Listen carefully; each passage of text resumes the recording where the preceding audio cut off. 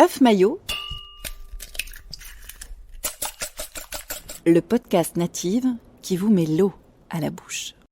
Bonjour Clémentine et Michel Oliver. Bonjour. Merci de nous accueillir au Café Constant, rue Saint-Dominique, pour nous parler de la Belle Vie sans gluten, start-up dans laquelle vous, Clémentine, fille, et vous, Michel, père, êtes associés. Hippocrate a dit que ton alimentation soit ton médicament. Greenpeace, quant à eux, nous rappelle que l'alimentation, c'est la vie. Pourtant, notre système alimentaire est malade et nous rend malades. Cela doit résonner doublement en vous, Clémentine, vous qui avez été élevée à la gourmandise par votre papa. Oui. En 2010, vous découvrez la maladie cœliaque, une intolérance totale au gluten, Oui. et vous êtes donc contrainte de modifier votre alimentation et votre mode de vie. Oui, absolument. Est-ce la maladie ou l'appel à la transmission qui vous a fait faire ce virage à 360 ? Je crois qu'il n'y a pas de hasard dans la vie. J'avais évité soigneusement de me mettre dans le métier, ayant cette ascendance avec mon grand-père, mon père. On est quand même 9 générations dans la famille. Et moi, j'avais évité, vraiment. Et je faisais mon métier de psychologue avec les enfants autistes et ça marchait bien. Mais quand j'ai découvert que j'étais intolérante au gluten, ça a été d'une part le moyen de me soigner, donc ça a été le moyen de ne plus avoir mal, parce que j'avais mal tout le temps, j'en souffrais depuis 10 ans. Mais ça a été d'une tristesse insondable. C'est-à-dire que nous, dans ma famille, avec mon père, on est toujours dans des grandes tablées où on partage, on casse la croûte. Et le pain, chez nous, pour moi, c'est juste indispensable. Et se retrouver à l'époque, en 2010, dans un petit coin avec un pauvre pain triste, et puis devoir faire attention à tout, à éviter qu'il y ait des traces, pas pouvoir... C'était triste. Et quand j'allais manger chez papa le dimanche, il me faisait des bons repas sans gluten. Donc j'ai dit, au bout d'un moment, ça m'est venu à l'esprit de me dire, et si on faisait des recettes ensemble ? Seulement, moi, je ne savais pas cuisiner. Je suivais ces recettes à la lettre, bêtement. Bêtement, on n'exagère rien non plus. Et en tout cas, j'ai demandé, est-ce qu'on peut faire des recettes ensemble ? Il m'a dit, oui, mais tu vas devoir bosser. Et il avait raison, on a travaillé à 4 mains pendant 2 ans, des recettes. Et il m'a dit, le pain, la pâtisserie, tu te débrouilles. Et là, j'ai pris tous les livres que j'avais trouvés sans gluten et ça ne m'a pas correspondu par rapport au goût qu'on a développé dans notre famille. Et j'ai donc fait plein de tests. Et là, il s'est passé quelque chose de magique. La pâte m'a parlé. Quelque chose d'une sensualité que je n'ai jamais découvert ailleurs, ni trouvé ailleurs et que je ne retrouve pas ailleurs que dans ce toucher avec la pâte. Et j'ai plus pu m'en passer. Et de là, j'ai continué. On a fait un livre qui est sorti chez Albin Michel en 2012, qui en est au 4e tirage. Et au moment du 2e tirage, 3 mois après le premier tirage, on me demande est-ce qu'il y a des choses à changer, Clémentine. Et il y avait un ingrédient qui avait disparu du marché. Donc il fallait refaire les recettes, parce que c'était dans mes mix pain et mix pâtisserie que cet ingrédient était. C'était la gomme de Goire qui avait été prise par le marché pour extraire du gaz de schiste.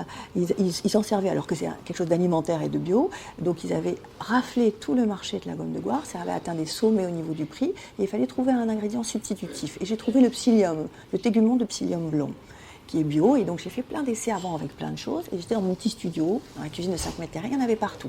Et je devais reprendre le travail. Je suis sur le quai du métro.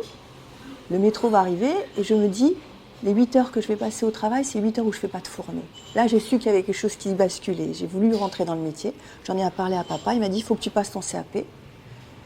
Et mon CAP, donc je me suis inscrite en candidat libre. Papa m'a coachée. J'ai fait mon apprentissage chez Christian Constant avec Philippe Cadeau aux Cocottes. Et le jour où je l'ai eu, le 7 juillet 2014, j'ai donné ma disponibilité à l'hôpital et j'ai monté ma société. Et papa m'a ensuite suivi. Et elle a commencé dans son studio. C'est-à-dire dans son petit studio, on avait installé 3 fourneaux de ménagères et elle livrait déjà des palaces. À partir de là, c'était pas possible. Alors on a fait ça le temps qu'il fallait et puis un jour on a dit maintenant ça va, elle est prête. Et allez, on y va. Alors vous, Michel, vous avez créé votre premier restaurant, le Bistrot de Paris, en 1965. Est-ce que vous auriez imaginé à cette époque d'en arriver à ces intolérances alimentaires et protocoles à suivre à la lettre ? Mais imaginez, c'est pas possible d'imaginer ça. Par contre, ce que je trouve génial, c'est que pour moi, qui ai fait le tour, un petit peu quand même de la cuisine française, pour moi, c'est un nouveau challenge que d'aider ma fille à ça. Donc, je m'amuse. Et c'est génial, parce que je me régénère à travers ça. Je trouve ça formidable. Et j'adore ça. Donc beaucoup de transmission. Oui. Moi, mon rôle à moi, c'est d'être un passeur. J'ai joué au rugby, on passe la balle. Et bien, dans nos métiers, on passe le savoir, c'est pareil. À la 8e génération, Clémentine. Ouais, ouais. Et mon petit-fils, qui est chef pâtissier dans un 2 étoiles, est la 9e génération. Et ça continue. Vos recettes sont savoureuses. Merci. Notamment une vraie baguette croustillante avec une mie aérée, Merci. des cannelés croquants, une tarte au citron, un vrai délice. Un cheesecake d'anthologie. Vous avez atteint une qualité exceptionnelle, louée par les grands chefs. Votre papa Michel a annoncé récemment, sur France Culture, que vous veniez d'être élu meilleure boulangerie de Paris par Goemio. Félicitations. On est nommé par le guide régional Goemio 2018 et parmi les meilleures boulangeries. Bravo, donc 4 ans après le grand virage, c'est une belle récompense. Oui. Et vous, Michel, après une carrière bien remplie, Quand même. vous vous êtes retiré dans le Luberon pour cultiver vos vignes. Ouais, Vous venez de fêter vos 85 ans. ouais. Qu'est-ce qui vous a motivé pour recommencer une nouvelle aventure ? Ma fille, je ne pouvais pas la laisser tomber. C'était totalement impossible de la laisser là-dedans. Je lui ai dit, viens ma petite, viens. Et non, je suis venu là parce que j'ai la passion de la première bouchée. Je l'ai dit dans l'émission avec Octo, seul compte la première bouchée. Et ma fille me faisait goûter certains produits, et elle me disait, papa, mes amis ont aimé. Oui, mais moi, j'aimais pas. Donc, si j'aimais pas, c'est qu'il fallait pas les mettre, c'est qu'il se passait pas quelque chose. Donc, quand on arrive à cette... Je suis le goûteur, moi, c'est ça. Quand j'arrive à cette première bouchée, je lui dis, vas-y, c'est bon. Et elle y arrive très, très bien. Merci. C'est ça qui est important. Je sers à ça. Il faut que je serve à quelque chose, c'est à ça. L'héritage Oliver se transmet sur 9 générations. Vous êtes très complice avec votre fille et vous lui transmettez tout votre savoir-faire. Avez-vous le sentiment d'avoir vécu la même chose avec votre père ? Oui, bien sûr, avec mon père. J'ai surtout, moi, une immense admiration pour mon grand-père. Mon grand-père, qui s'appelait Louis Oliver, était chef associé de M. Escoffier au Savoy à Londres. Et après, il est venu faire son restaurant dans le sud-ouest. Et môme, j'assistais dans la cuisine à la transformation de la matière. Et ça m'a marqué à tout jamais. Donc j'ai dit, si un jour j'arrive à faire ce métier, il faut que je sois à la hauteur de ce que j'ai vu. Il ne parlait pas, il n'avait pas besoin de parler, il était. Et mon père, lui, m'a transmis beaucoup plus que ça. Il m'a transmis tout son savoir, c'est-à-dire cette extraordinaire façon qu'il avait d'aborder le métier, tout à fait différente des autres. Et bon, avec tout ça, si on n'est pas capable de sortir un tout petit peu de quelque chose, c'est pas la peine d'exister. Donc j'ai sorti ce que j'ai pu. Clémentine, quels sont les restaurants étoilés et palaces que vous livrez ? Vous pouvez nous en parler et en citer quelques-uns ? Allez, vas-y. Balance.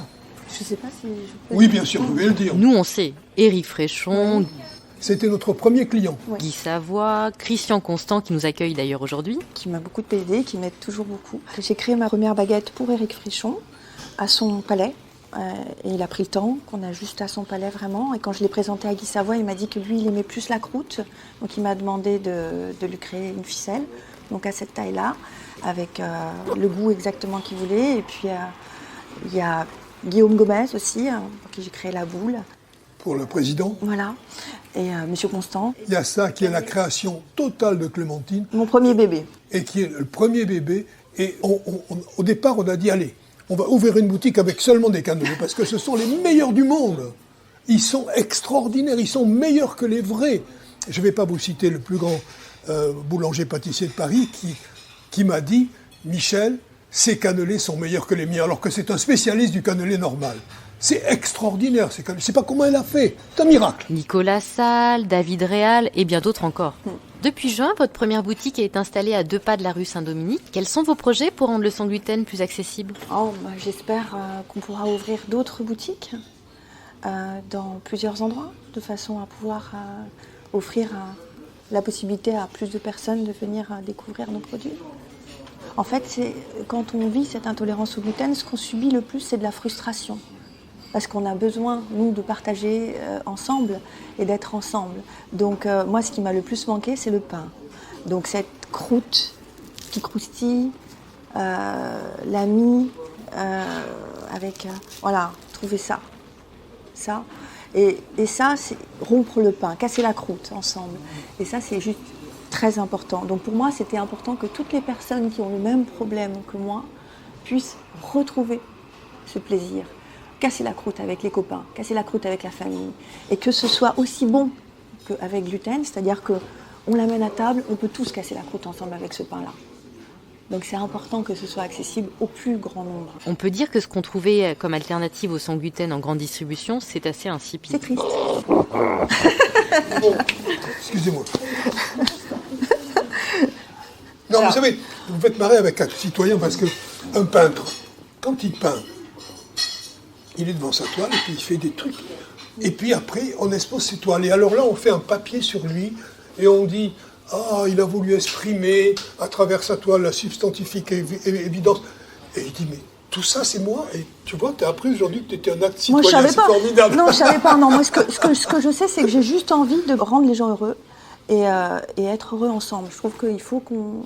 C'est pas parce qu'on a ce que j'appelle pour moi, c'est une bénédiction, cette maladie. Ça m'a été envoyé pour découvrir ce pourquoi j'étais vraiment faite.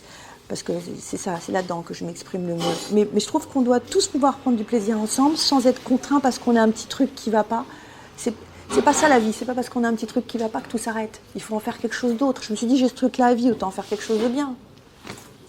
Pour nous, c'est pouvoir s'asseoir autour d'une table avec des mecs qui sont Pas sans se sentir gluten, à part, pas avec se sentir gluten, dans un coin, malade. et mettre toutes ces... Et puis, il n'y a pas de différence, puisque brusquement, c'est bon. Parce qu'en à partir de là, on se rejoint tous. On est tous ensemble autour des mêmes produits. Le problème du sans gluten, c'est qu'on a la contamination croisée. Ça veut dire qu'il suffit que c'est touché. C'est comme quand on coupe de l'ail sur une planche à découper.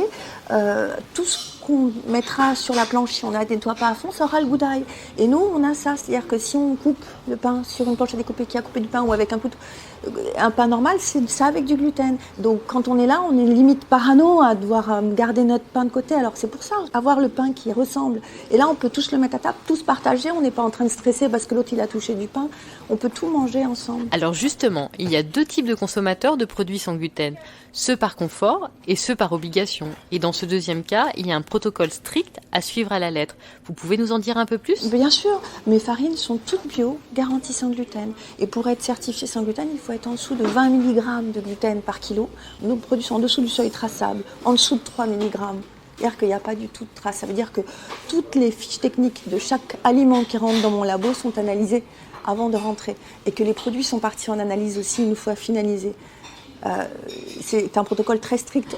On m'appelle Madame Monk, moi, parce que je fais tout le temps me laver les mains, je demande à tout le monde de se laver les Le mains. nombre de fois où j'ai failli me fâcher avec ma fille, parce que j'arrive et elle me dit « Papa, lave-toi les mains », vous n'imaginez pas. Et alors ce protocole doit être suivi également au moment des services dans les restaurants. Ils le suivent parce qu'ils sont extrêmement attentifs à leur clientèle et extrêmement attentifs. On veut tous, dans les métiers de bouche, ce qu'on veut, c'est faire du bien. On ne veut pas rendre les gens malades. Donc quand on sait qu'ils sont malades, on fait extrêmement attention. Et je leur donne, à chaque client que je sers, je donne une fiche qui fait environ 3 pages. Et j'étais heureuse parce que j'ai appris que ça avait servi de repère HACCP pour un de mes clients, donc j'ai appris ça. C'était très chouette. Et donc il faut suivre le protocole à la lettre mais il n'y a aucun problème. À partir du moment où on le suit, il n'y a jamais eu la moindre personne qui a eu un problème. Jamais. En revanche, manger sans gluten coûte plus cher car les farines sans gluten coûtent 5 fois plus cher que les farines ordinaires. Donc j'ai moins de marge. Donc qu'est-ce qu'ils vendent cher les boulangers C'est normaux ? surtout ça. Quelles sont les farines et céréales que vous vous autorisez et d'où proviennent-elles ? Déjà, toutes sont bio, uniquement sans gluten. Parce qu'on ne peut pas avoir, comme je vous expliquais, la contamination croisée, on ne peut pas avoir de farines qui viennent d'un moulin où il y a du gluten. Et dans les farines sans gluten, vous les connaissez. Il y a des farines de sarrasin, de la farine de riz. Le petit épeautre ? Non, il y a du gluten, il y a 5% de gluten. On peut pas, il y a 0 trace de gluten. Moi, mes formules sont protégées, bien évidemment. Vous en doutez, j'ai mis 7 ans de recherche à mettre tout ça au point. Je me sers d'aucun produit chimique, aucun adjoncteur de goût, aucun colorant. Donc, j'ai trouvé des liants, qui peuvent être les œufs notamment. Donc, il y a des œufs dans beaucoup de produits, comme allergènes. Et puis, il y en a certains où il y a du lactose, d'autres où il n'y en a pas. Alors, je vous cite, je suis la seule à faire une vraie baguette sur sol sans gluten. Les autres boulangers la font sur moule. Pouvez-vous nous expliquer le process et la différence entre les deux ? Alors, la sole d'un four de boulanger, mon four la sole est en grès des Vosges. Il y a des soles différentes. Hein. La sole, c'est ce sur quoi on cuit. Hein, donc vous ouvrez les bouches, on a plusieurs bouches, hein, et on cuit directement. Vous voyez les boulangers qui sont avec leur pelle, qui enfournent, et que ça, c'est cuisson sur sol. Tous les autres pains sans gluten sont cuits dans des moules. Ça s'appelle, Clémentine regardez. est la seule Ça à s'appelle... faire un pain qu'elle roule et qu'elle le met directement au four sur la sole du four. C'est la seule. La seule au monde à arriver à ça. Pourquoi et comment? Demandez-lui, elle ne sait pas elle-même. La magie. Ça m'a été envoyé. Là, ça s'appelle une semelle. Ça s'appelle la semelle du pain. Voilà. Ça, c'est quand c'est cuit sur sol. Tous les autres pains sont cuits dans des moules. Voilà. Donc, ça, c'est ça la n'a rien à semelle. voir. Ça veut dire qu'on le façonne à la main. C'est chacune des baguettes est totalement artisanale. Et vous voyez, là, ça, c'est notre signature. Avec le coup de lame. Est-ce que la pâte doit reposer une fois qu'elle est façonnée? Elle ne vous dira rien là. Ça, c'est mes process. N'essayez pas de savoir. Ils sont totalement Je la secrets. connais. C'était une question spontanée. Oui. Chante, beau-mère. Oui. Michel, en une phrase, bien manger, qu'est-ce que ça représente? Ben, c'est la vie. On ne peut pas vivre sans manger, puisque le fait de manger nous permet de faire tout le reste dans la vie. Nous permet de vous parler, d'exister, de s'amuser, de travailler. Si on ne mange pas, on est mort. Donc, autant que cette nourriture que l'on va avaler soit un plaisir.